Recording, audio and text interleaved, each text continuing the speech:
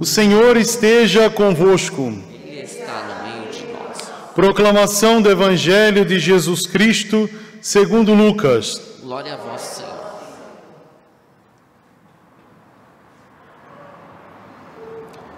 Naquele tempo, disse Jesus a seus discípulos: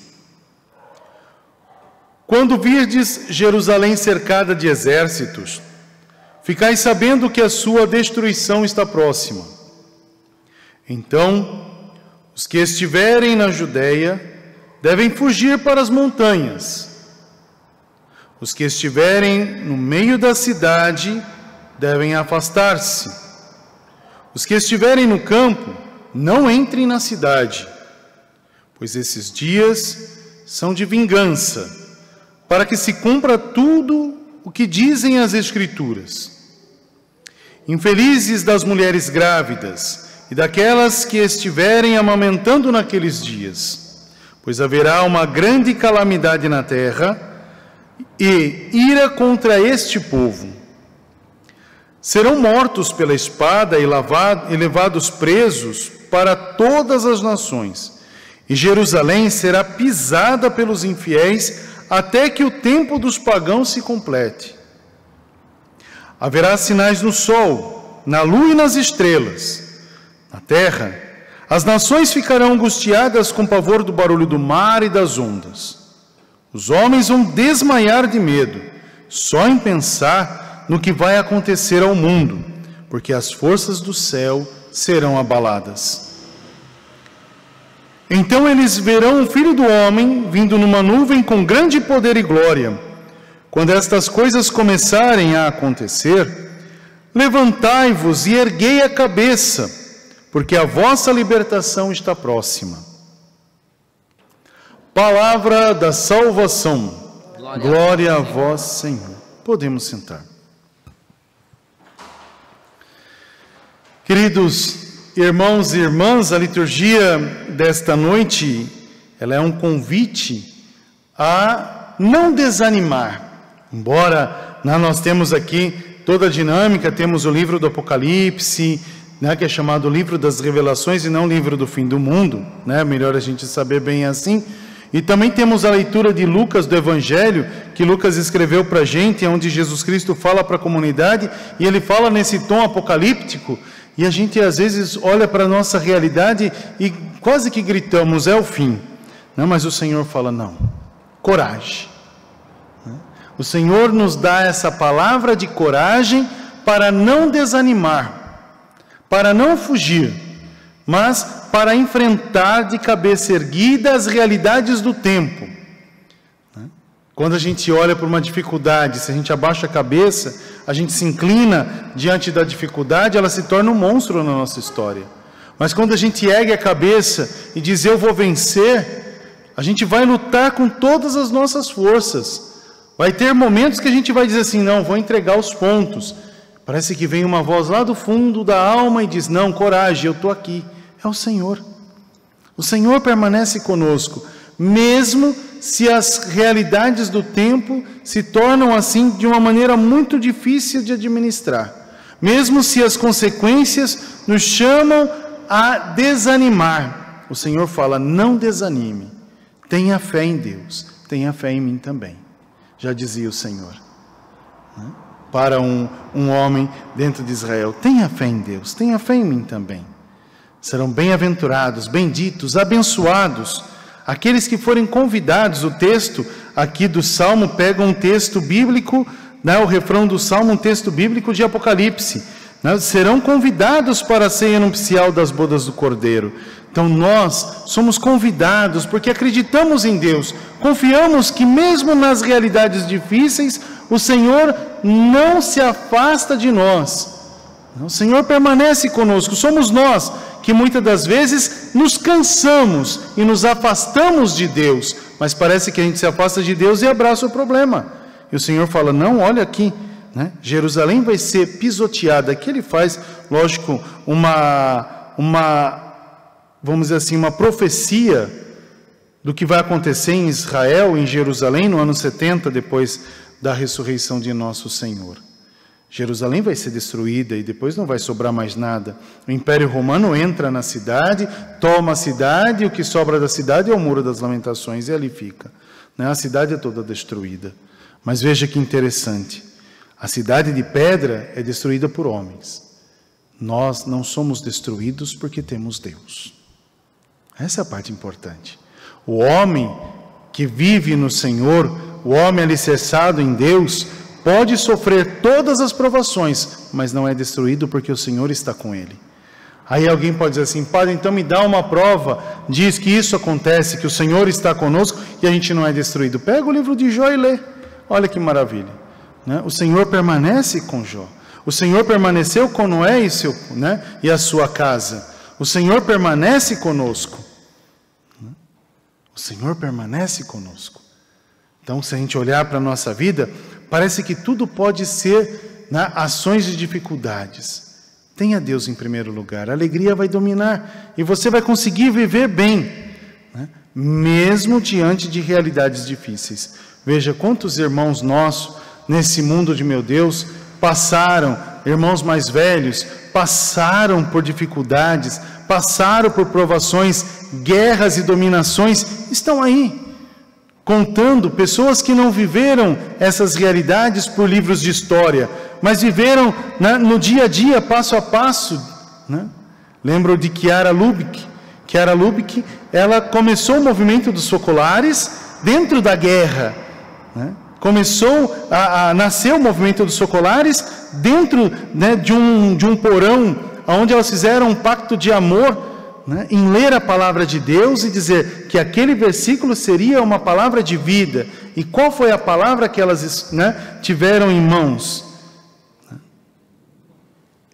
O Evangelho, o Testamento de Jesus, João 17. Pai, que todos sejam um, para que o mundo creia que tu me enviaste. Deus foi confiado a porção do Filho à humanidade e Ele não deixou perder. Alguns perderam porque se inclinaram ao maligno, mas os que se confiaram em Deus alcançaram a sua vitória. Então aqueles que esperam no Senhor vão celebrar a sua vitória. Por isso que no final do texto do Evangelho fala assim: naquele dia, quando tudo isso estiver acontecendo, quando essas coisas começarem verdadeiramente a acontecer, não chore, não incline a sua cabeça à terra, mas erga, prontidão. O verbo grego fala estar ereto, firme, em pé, como uma estaca, e a cabeça levantada, porque a tua libertação está próxima. Olha que maravilha. Então quer dizer que o Senhor salva, e nós temos que buscar essa salvação em Deus. Que hoje a gente possa dizer: Senhor, venha verdadeiramente reavivar esse ânimo, essa perseverança, essa prática de amor, que é a tua palavra em nossa vida, para que a gente possa crescer e não desanimar. Hoje também rezamos os nossos irmãos que fazem as bodas de prata. Que alegria poder olhar para toda essa história como palavra de Deus. Às vezes as pessoas olham os 25 anos como palavras humanas, história humana, história de duas pessoas que se gostam, que se uniram e que viveram. Posso dizer mais: vocês viveram a palavra de Deus. Vocês, diante do altar, há 25 anos atrás, disseram ao Senhor: conta com a gente. Então vocês fizeram as suas promessas de amor, assumindo aquela realidade do amor e elevando a dignidade de sacramento e sendo fiel ao Senhor. E hoje vocês podem dizer: nós não só abrimos o livro da nossa vida, mas é a palavra de Deus na nossa vida.